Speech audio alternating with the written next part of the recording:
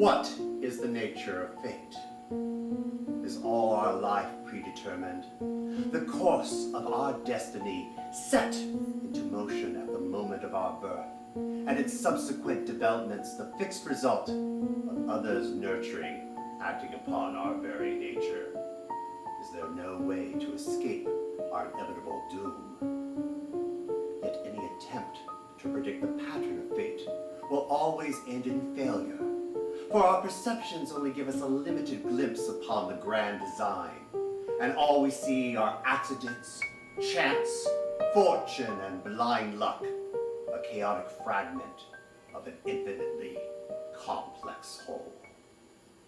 Our minds think in terms of symbols, so what could we use to represent fate? Perhaps we would choose this. A large black... What is the word?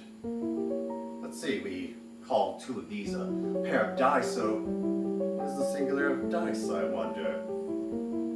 The singular of the word mice is mouse, so using the same logic, the singular of dice must therefore be douse. Besides, you really don't want me to say the word die, do you? So, why did I choose a douse to represent fate? Well, in my mind, it shares many of the same characteristics as fate. Dark, random, and due to its unusual size, impossible to ignore. Einstein, the father of the theory of relativity, once said, "God does not play dice with the universe."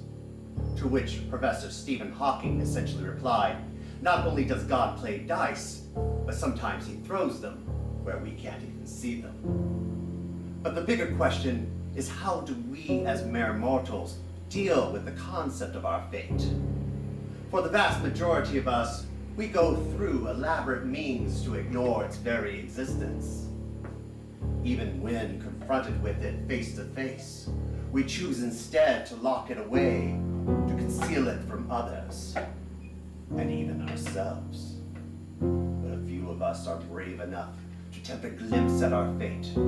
We open the door and peek within, but even the foolhardy dare not stare upon it too long, and we quickly remove it from view once more.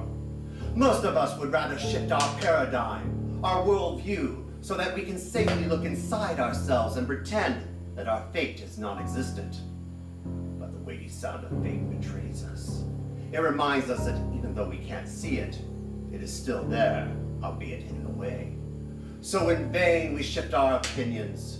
Left is now right, and what was right is now all we have left. And yet we cannot ignore the sound. So some of us dare to open both doors at once, hoping that the tiger will ignore us and consume the lady instead. One door, and the other door. But we have played a linguistic trick upon ourselves, changing the definition of door to mean lid. Not fair, perhaps, but we do it all the time. So we shift our load once more and hope that no one has noticed our subterfuge, much like the left and the right hemispheres of the brain as they do their best to communicate via the corpus callosum, but failing because each employs a contradictory set of symbols. Two more doors are opened, and yet nothing is revealed. But if we leap into the abyss and expose all for everyone to see, we discover success. We have apparently abolished fate. No longer are we subject to its influence, no more dodging and hiding in an attempt to thwart it. We have made it vanish. Or did it even exist in the first place? At last, fate may have the last word after all. For just when we think we possess free will and all opportunities are open to us, that's when we stumble across our fate again, right where God threw it in the first place. For it is said that our fate must remain forever dark, random, and impossible to ignore.